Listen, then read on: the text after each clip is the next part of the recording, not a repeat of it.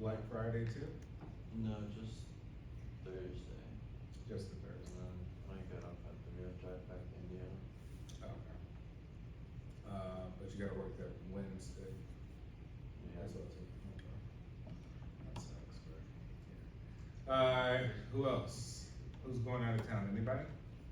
Ever spending time with family? Yeah? Anybody cooking themselves? You're cooking? What are you making? Well, like, just like my family is in charge of making dinner this year, so it'll be my mom and I in the kitchen, so. Do you have like a specialty that everyone looks forward to? Or Definitely just kinda not. help her? How about the rest of you? What are you up to? Just going home to see family. Okay, well, where is home again? I live in Plainfield, Oh, okay. not too far. Yeah, right. And how about you? I'm from Chicago, so we'll be at my house. Just Yeah. next week. What neighborhood are you from? What neighborhood are you Me? from? Oh, Beaumont Cregan, that's the. Okay, yeah. that one was. Cool. Alright, moving along, so group 3 needs a little bit more time, so they're going to present on Monday when we return, right? So don't forget, no class Monday, this coming Monday, right? We're getting it off so you can enjoy your break, but the following Monday, group 3 will present. And moving along from there, we're just gonna kind of get into groups for the most part and work on cases, right, and have a little bit of lecture. But we actually got a case today we can work on as well too. Maybe we could do that as an entire group, right? We'll work with that. All right, so we are still on goal setting, intervention planning, implementation, evaluation. All right, so we're saying when the goal is established to decrease problem behaviors such as shouting at coworkers, the practitioner also includes a goal to increase appropriate behaviors to be performed in this situation. So sort of two separate approaches. You know, we're trying to eliminate a potentially bad behavior, but we're also trying to increase appropriate behavior. So we are trying to substitute one thing for another, one negative thing replaced with a positive thing.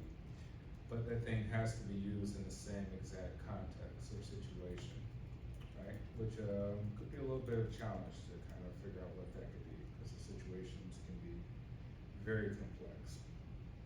Now, what do you think, right? Someone who shouts at coworkers, obviously we want to decrease that behavior. What could you say could be replaced as an appropriate behavior for shouting at coworkers? Someone has an impetus to want to shout at coworkers. Where would you start with that? To replace with an appropriate behavior as a substitute. Yes. I'd probably start by like redirecting the anger. So you say someone has an issue with aggression and maybe impulsive aggression, right? Aggression that doesn't need to fester, but aggression that is very quickly stimulated and responsive. So, I mean, what do you think in terms of redirecting aggression, impulsive aggression? What could be done? What do you think? Start with not yelling. Okay. Maybe go to a different room to like let the impulsiveness like let your rational self kind of come back and okay, he wasn't doing what he was doing wasn't that bad. Maybe like you work towards then going back calmly, having a conversation. All right, so we got one strategy. One is to say to create distance and isolation from the actual coworkers or the issue at hand, so they're able to think a little bit more before you respond. All right, so give more time and distance between response. Now, what if you can't really do that? What do you say, hey, we're in a group meeting, right? We're in a group meeting, we're all having a corporate meeting, right? Or a powwow or some sort. And you're like, well, you can't really leave the room. So, what else could you come up with? Remember, this is impulsivity, so this is a quick reaction. What are some techniques you think of? Yes? maybe the person, if they know that they have these tendencies and they can't like take a moment to step out, they could bring along like a stress ball. Okay, and so you say a prop, right? You say, hey, you need something to redirect that aggression, that energy, right? And it has to be something immediate. Right? You have to do something immediately. Maybe you want to do something that's not as identifiable to the rest of everyone else. Maybe somebody to hold your hand, and even to be having in your pocket, right? That you can have something in your pocket that you can reach and release stress in, a stress ball, right? Good one. What else? What could be some techniques that doesn't require a prop? Yes? Was this just like breathing exercises? Yeah, absolutely. All right, so you're saying, well, you know what? What happens if you take a deep breath physiologically? Right, taking a deep breath, we say we kick in that parasympathetic nervous system, which calms the body, right?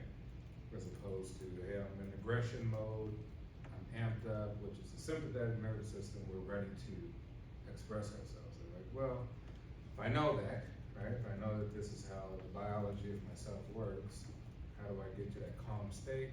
One is breathing, right? Getting all that oxygen out, having just that carbon dioxide, and that will automatically relax your brain, relax the rest of your body. Right, so, you know, this stuff is a little tricky because we have to think of like tiny, tiny little details of how, you know, we can't think of always like this huge strategy, right? Of like, hey, let's do all this wonderful stuff, because usually things are very impulsive, right? It's a quick reaction to something. Like if you see some candy on the table, you only got a few seconds to realize you're gonna eat it or not, right? You're like, well, the candy's bad for me, right? Maybe you got diabetes or something like that. Can't stop yourself from eating sugary substances or something, right? Or things with carbs. Okay, all right, so decreasing problem behavior does not necessarily result in increased inappropriate behaviors. So there tends sometimes not to be a strong correlation between just stopping the particular behavior, that something good is gonna come out of that as an appropriate behavior, right? We can't guarantee that, which means we actually have to create within our plan inappropriate behavior to replace a negative behavior. Sometimes significant others find it easier to specify target behaviors they want decreased than to describe appropriate behaviors to be performed in problematic situations. So think in a romantic relationship. You're in a romantic relationship, you got a boyfriend, you got a girlfriend, whatever it is, and you say, I really hate that you do that. Like, I hate that you do it. Why don't you just stop doing that, right? You say these words, you may be extremely depressing in your verbiage. You take little shots at me, right? Poke me in some way, try to trigger me, emotional. You play the cat and mouse game, emotional sort of roller coaster. And so we think of, well, it's one thing to tell somebody just to stop, right? Stop doing that. But we kind of know that life doesn't work that way, because anything we do is a reflection of some sort of energy, right? And we know that energy cannot be destroyed. It can only be transferred in some way, right? So we're saying, I need you to destroy something and make it absolutely disappear. It seems a bit impractical, illogical, and unrealistic. Therefore, if we, even in romantic situations, want people to stop exhibiting certain behaviors, we should offer some sort of alternative. Hey, instead of doing that, and I really don't like that you do that. You think instead of doing that, can you think of maybe doing this, right? Could you say this instead, because that seems inappropriate, right? Yeah, I don't like that, those words you use. Maybe you use a lot of profanity. You're like, yeah, I don't like this profanity that you use talking to me in our relationship, right? It seems verbally abusive in some way, right? Could we use a change of words? Instead of saying that, could you say this? Right? You're still using the word, but using different words, right? So we want to substitute.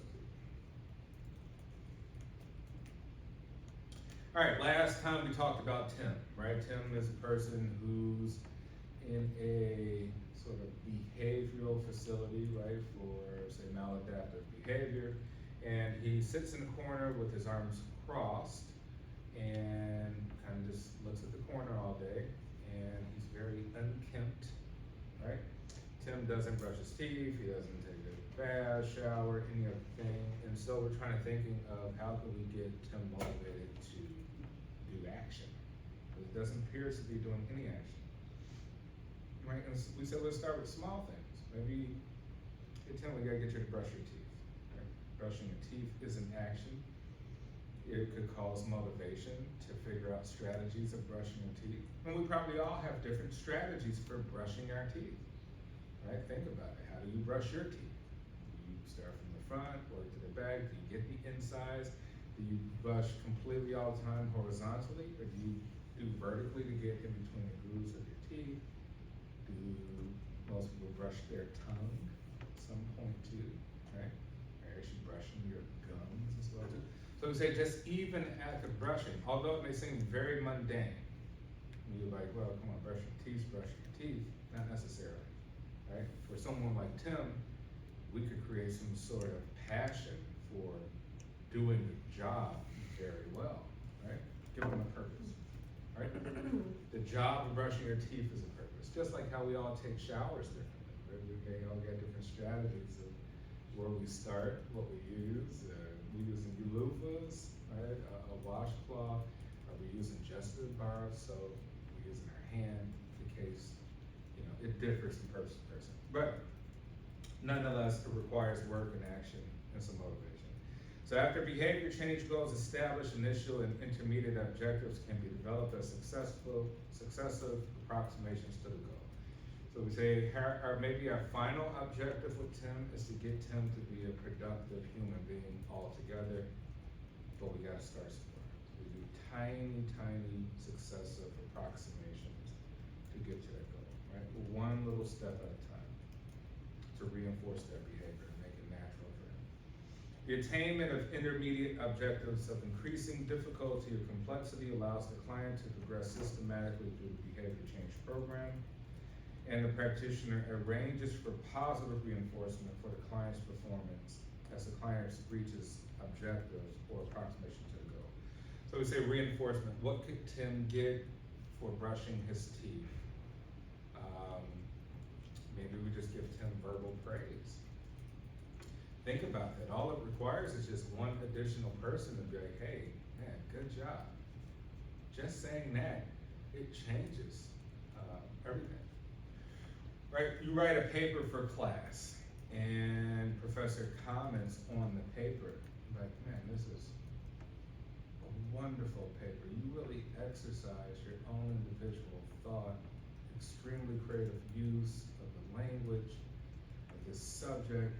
Wow, you're a remarkable person, right? Now, if you saw that, you would take that information, and it probably make you feel good, probably increase some self-esteem, some value. And it may motivate you to say, you know what? Next time I'm gonna write an even better paper for that class, right? Because I want that feeling again, but this time I want an even better feeling, right? I want a higher dopamine effect. So for Tim, maybe we could just give verbal praise. Tim, excellent job. I really like that you really clean your teeth really good. Your teeth look excellent, right? What's that gonna do to the person? We know it'll create an effective outcome, because we all like a sense of praise. Yes? I can second that because when I went to the dentist the last time, I told him he flossed good. I got really happy. Really happy. That happens, right?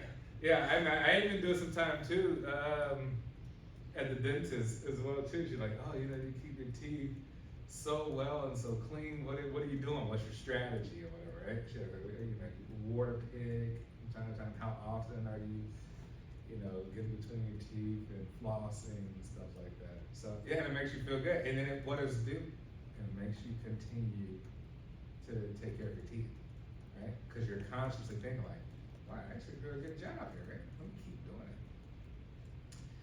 And you think of whether or not it is completely true. That's not our job to evaluate that. Our job as a therapist is to get you to the goal, right?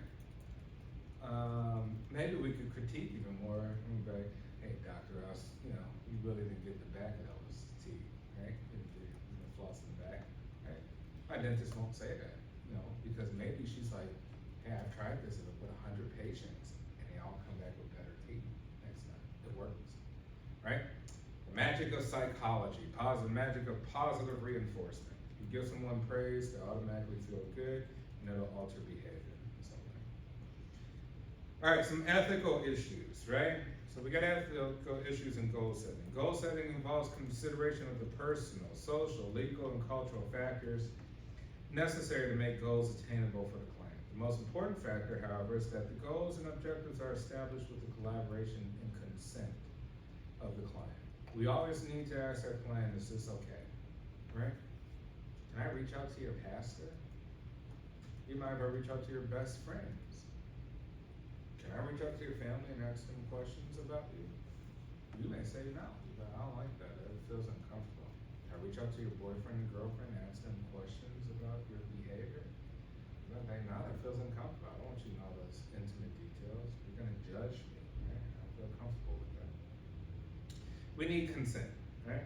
If the practitioner disagrees with the client's goals, the conflicting issues are discussed with the client, right? So if there's things that conflict, we have to go back and talk to the client about, all right, hey, you don't want me talking to your family, your significant other, co-workers, clergy. This is gonna stifle our progress. Like, we're trying to get to a goal. So I kind of find it necessary in order for us to get to this goal, to do this. Could we work to some sort of agreement about this? Where could we come to the middle, right? If our client pushes back, who knows where we gotta go from there, right? For example, a client may wish to continue a sexual relationship with a partner without disclosing that the client has tested positive for HIV. That's a huge conflicting argument, right? Which, and even in some case, may have some legal issue, right? Non-disclosure or something like that that can be transmitted. Right, in such a case, the practitioner should discuss with the client the ethical issues and negative consequences involved in withholding information from the partner about the client's HIV status, right? If the client insists on pursuing a goal that violates the practitioner's personal moral code, the practitioner could terminate the relationship and offer to assist the client in obtaining professional help elsewhere.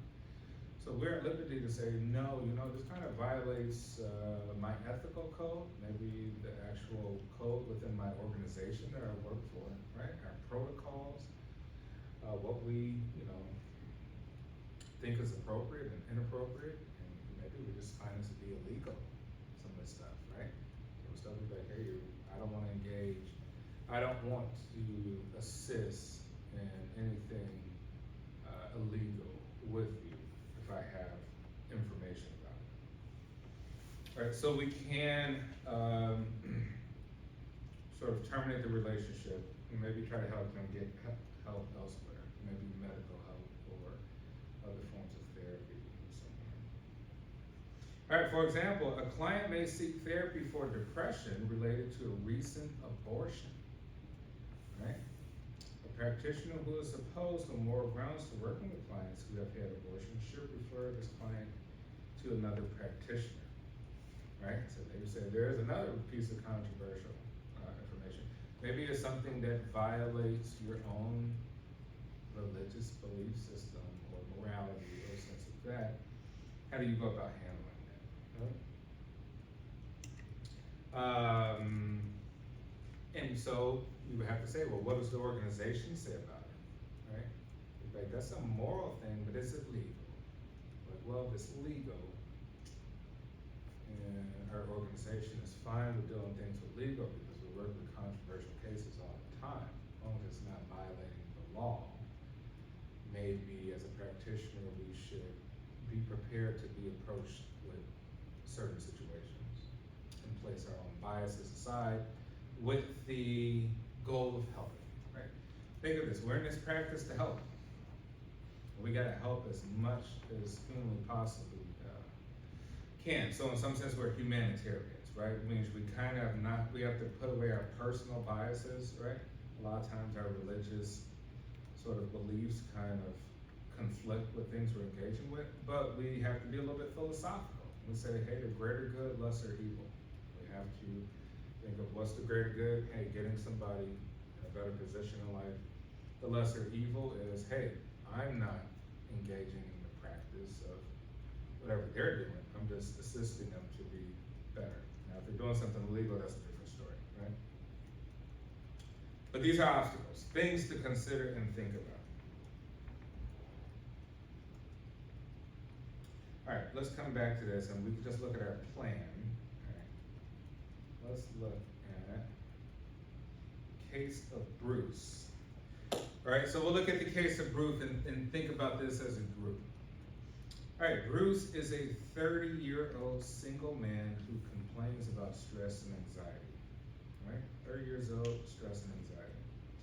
He says that he is exploited at work and also is unable to establish and maintain satisfying relationships with women. Right?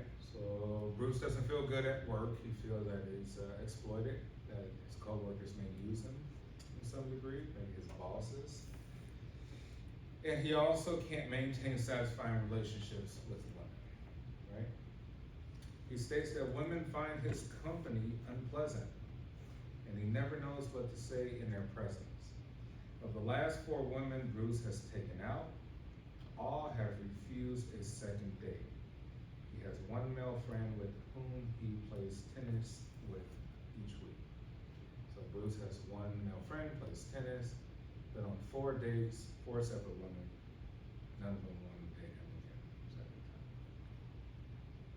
All right, Bruce is a bookkeeper for an insurance company where he has worked for the past 9 years. Although he was promised a promotion and raise 2 years ago, he still earns the same salary in the same position as when he started working for the company. 9 years, no raise. 9 years, no upward mobility, no new title, position within the company. 9 years, that's a long time. They have no sort of positive reinforcement at their job, right? Whether money or title, position or power.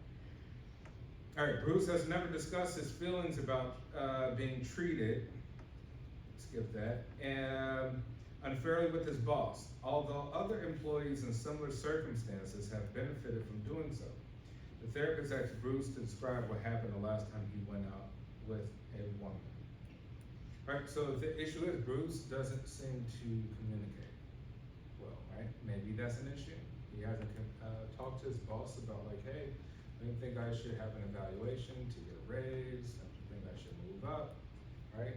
He has a failure to approach even the boss. Bruce said that he and the women were having coffee in a restaurant after seeing a movie. And he could not think of anything interesting to say to her. Right? So we're asking, hey Bruce, tell me about your last date. And he's telling us about the last date.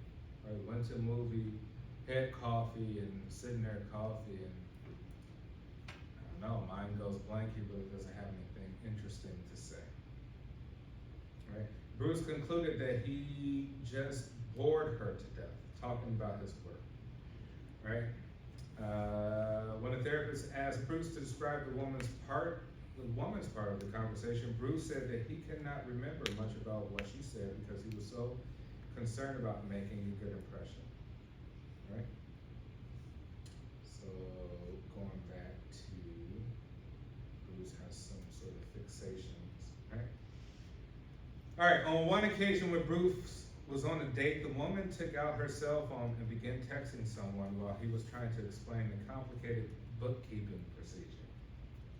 The therapist observed that Bruce kept his head down during the interview and often held his hand in front of his mouth when speaking, so that the speech was difficult to understand. He sometimes drifted from one topic to another without waiting for the therapist to respond to what he had said. And he frequently spoke in a monotone voice.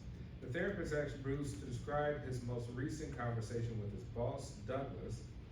Bruce said that he was seated in Douglas's office across from the desk from him. When Douglas asked him what he wanted, Bruce mumbled, looked down at the floor, and began to talk about his financial problems. Alright, when Douglas responded by asking Bruce why he could not manage his finances properly, Bruce stammered and tried to defend his way out of managing money. He reported to the therapist that he felt very anxious. Finally, Bruce mumbled, "I'm sorry," and walked out of Douglas's office without raising the issues of promotion and salary increase.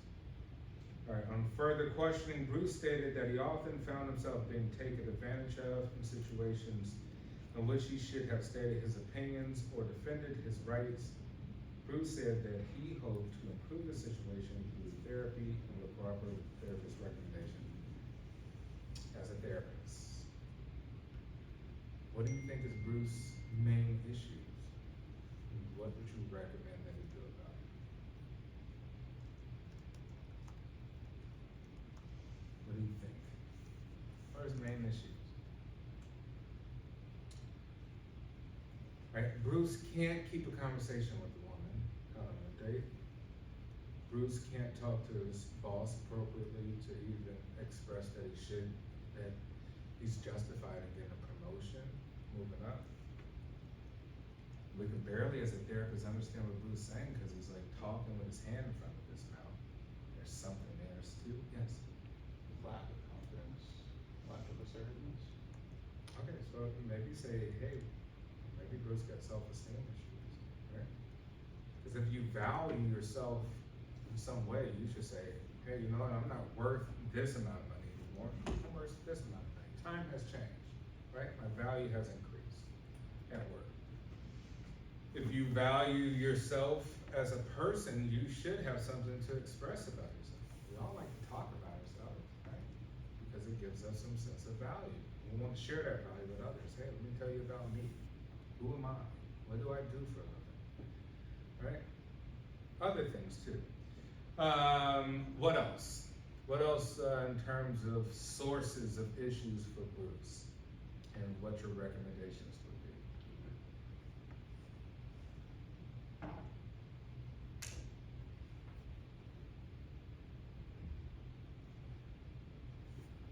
Maybe like self-esteem building.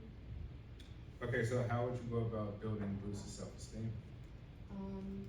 Like go through like a series of appointments where like you help him identify the things that he feels are like good about himself. Like basically doing like self-validation, and like helping him find like not like a sense of purpose, but like since he's obviously being passed over at his job and he's going on these dates, like it's probably really detrimental to his self-esteem. So helping him find like his like self-worthiness, I guess, to help build like, cause it's like, when you were describing it, it sounded like his own like insecurities were creeping in when he was talking, and he's so focused on, oh, like I have to impress this person, that like he's not actually holding a conversation. He's just thinking about what he's gonna say next, how he's gonna respond. All right, excellent. So you say some techniques for sourcing out Bruce's sort of self-esteem issues, right? And building confidence and giving himself self-worth and value by looking at the issue of, hey, Bruce uses this internal voice. This internal voice actually doesn't really speak in real life. It just stays fixated in the mind, right? This internal voice. That internal voice causes him stress. You know, stress is mechanisms by which we don't express negative energies that we have, right? Which means if it's in, it should come out. So for Bruce, we could say maybe we could role play. Could we role play and go on coffee with Bruce and pretend like we're a date? And now we can say, hey Bruce, you know I'm your therapist, but at the same time, I'm gonna place yourself in an environment which could be real for you in the future. And now I can ask you a series of questions. Now maybe I can get you comfortable enough to begin to express in ways you wouldn't normally express on a date, right? And we can repeat this process several times over. Maybe one of the things we could say, well, you know, we use people in the office, at the therapist's office, to say, hey, whenever Bruce comes in, let's give him some praise about something, right? To build self-worth. Hey, when Bruce comes in, let's mix it up though. Male and female praise. Why? Because we don't want Bruce to kind of get fixated on, oh, I think this female therapist likes me or something, right? Mix it up, right? That could be a strategy. So we can say, hey, when Bruce comes in, compliment him on what he's wearing. Hey, when Bruce comes in, you're the person to compliment on his hair, face, something. Somebody compliment on like, hey, you look good. You've been working out, Bruce, right? And all of these techniques, we would say, we can start to see what happens, if the behavior changes at all, and to what degree. And then we could go back to the board, reevaluate, and try some different stuff, or keep continuing that. And to the point we find that Bruce has altering his behavior and our techniques are working, right? But here we say, what is the source? Stress and anxiety. What is the source really of stress and anxiety? Stress and anxiety, usually the source is neuroticism. There's a fixation on particular things in the mind, which we don't fully express actively, either by physical attributes or verbally, right? And therefore that negative energy remains inside. So we need to find a way how we get Bruce to express these energies. Right? Okay, let's look lastly at Tim's toothbrushing plan, right? So say we could get this intricate on just brushing teeth. We could create diagrams, we could create plans for inside the mouth, different strategies. All right, so we say that Tim's toothbrushing plan, the behavior change program for toothbrushing involved the techniques of modeling, shaping with instructions, prompting, and positive reinforcement. Just brushing our teeth, we're able to use several different techniques, right? We're gonna do some modeling, we're gonna try to shape the behavior, we're gonna give instructions, we're gonna prompt, and then we're gonna do some positive reinforcements afterwards. The staff at Tim's group home carried out the procedures for applying these techniques in accordance with the intervention plan. After baseline data were collected, a staff member brought Tim a toothbrush and toothpaste, and using another toothbrush, demonstrated the correct way to put toothpaste on a toothbrush and brush his teeth. Right, so we're using instruction by presenting how one should brush their teeth appropriately.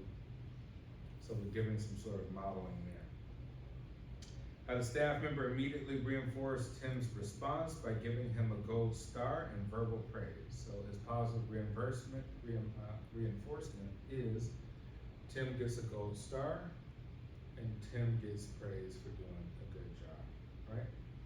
We're gonna look at Tim's response to that, measure that, and see if we should continue that. The staff continued to model each step involving in toothbrushing, and they instructed and prompted Tim to imitate the behaviors that they demonstrated. Right, so we want Tim to mimic whatever we do in terms of brushing our own teeth. So we're doing it together, it's a shared experience. So now we're a group, right? Tim is no longer just isolates his own thoughts, he's watching another person exhibit some behaviors, wants to copy, because we're telling him to copy what we do. So now he becomes part of who we are, what we do, right? The staff gradually raised the requirements for reinforcement to include more toothbrushing behaviors and brushing for a longer duration, using a timer to signal the end of toothbrushing. So now we've introduced some sort of mechanisms to create borders and definitions to how we want things to occur. We want them to happen in a timely manner, right? We want Tim to meet goals that are timely, right, based on our own standards. We want Tim to follow these. So we're giving Tim some sort of game to play in order to try to beat or meet the requirements. All right, the staff raised the requirements for reinforcement to include, okay, Tim learned to brush his teeth with toothpaste for 2 minutes when given a toothbrush and toothpaste, right? Maybe Tim started out like, well, Tim is taking like 10 minutes to brush his teeth, right? way too long. Tim, we need you to cut that down to 5 minutes. We get you to 5. We need to go to 4, 3. Now we want you at 2 minutes to brush your teeth, and brush your teeth well. After Tim performed the desired toothbrushing behaviors consistently, the gold stars were phased out. So we're no longer giving Tim gold stars anymore, right? We don't want that to be a thing. We can't expect him on his own to get a gold star out of nowhere when he begins brushing his teeth. So we phased out the gold stars and the praise, but praise alone was used as a positive reinforcer. So maybe we say our real goal is for Tim to praise himself, right? We want to take away us out of the equation eventually and say, internally, we want Tim to look at himself in the mirror when he's brushing his teeth and complete and say, good job, Tim. You did a good job, right? And say, that could be the goal. The goal is for you to praise yourself. Praising yourself is self-esteem, self-value, self-worth, right? You say, now I no longer even need the praise of others. I can praise myself. I don't need other people for validation. All right, Tim received a token that could be exchanged for extra time to play a favorite video game at the end of the week if he had brushed his teeth independently for the 7 previous days. So now we've moved the bar. Tim, you were getting a gold star when we were showing you how to brush your teeth and you followed our instructions and did it with us. Now we got you to the point where you could do it independently on your own. You get a gold star so that you can go play video games, right? You could go play video games, and now that's a new reinforcement, right? We've added an element of transferring gold star from just toothbrushing by mimicking us, now to reinforcing you by you actually get to go play video games, right? Play a favorite video game at the end of the week if you did it on your own and praise yourself. Praise yourself, do it on your own. Now you can go play video games. So, all right, so yes, we could create this for any minute sort of mundane task, right? Briefly, we just say we start from A all the way to H, right? 20 seconds, Tim, outside, bottom, inside, 20 seconds outside, top, inside. So the different ways one can brush their teeth at different areas of the mouth. And towards the end, we say, brush your tongue for 10 seconds, and then the rest of your mouth, say the gums and stuff like that. You're done, Tim. So now we've created a procedure for you to do it accurately, do it well, clean teeth, and now we're gonna praise you for it. Okay, that's all I got for that. When we come back from break, I'm gonna think of some creative things over the break that we can do sort of as groups for the rest of the semester. Some interactive things, probably a little bit more videos as well too. We'll watch. But yeah, everyone enjoy your Thanksgiving break. Hope you have a good time with your families and your significant others, and see you when you get